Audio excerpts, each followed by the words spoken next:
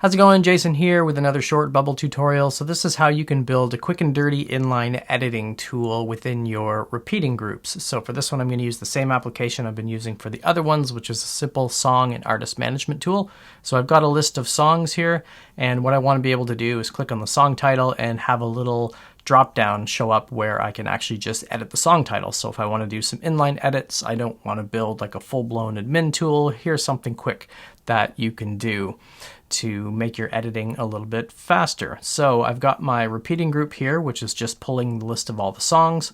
I've got a group that has my track name and my like button, and I've got a group below that that is going to be my little editing box. So I'm going to change this to a different color just for demonstration purposes. And for layout, you want to set this to collapse when hidden, and you want to clear this element as visible on page load, because you don't want this to show up when the page is loaded. You want it to show when someone actually clicks on the track name. So let's update this and put an input box in here.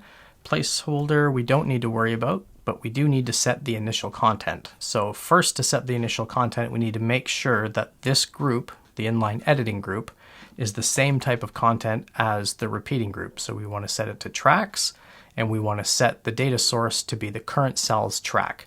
Otherwise, nothing would show in this input box. So if I go to initial content, I want to set it to whatever the parent is, and I want that to be the track name. So let's just make this larger and center it, and let's call this track title.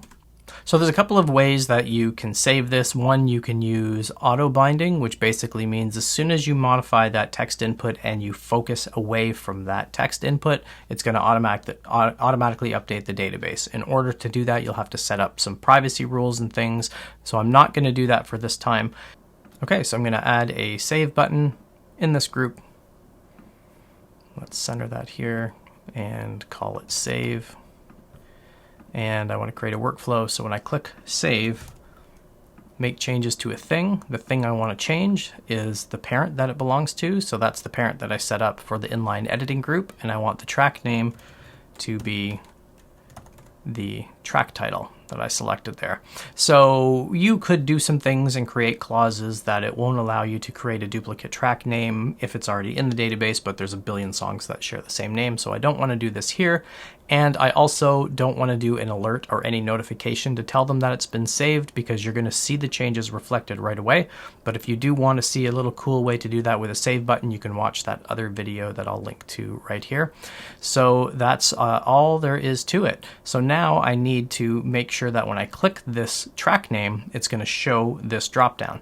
Now this is the one thing that's pretty cool with repeating groups and using this method. So I don't have to use, most people would use show an element, do something, and then use hide an element. But Bubble has this really cool feature called toggle an element, and this basically does all of the work for you. If it's open, it will close it. If it's closed, it will open it, which is very, very cool. So I'm going to toggle the inline editing group. That's going to bring the editing group down, and that's it. That's all you have to do. Let's reload this. There we go. We've got that. I can close this. This is what I really like about this method, is that it knows what cell you're in already. So you don't have to do anything fancy by referencing numbers or indexes. And then I can change this, and it's changed right away. Hope you enjoyed this short video. Remember to like and subscribe. These short tutorials come out every Sunday, Wednesday, and Friday.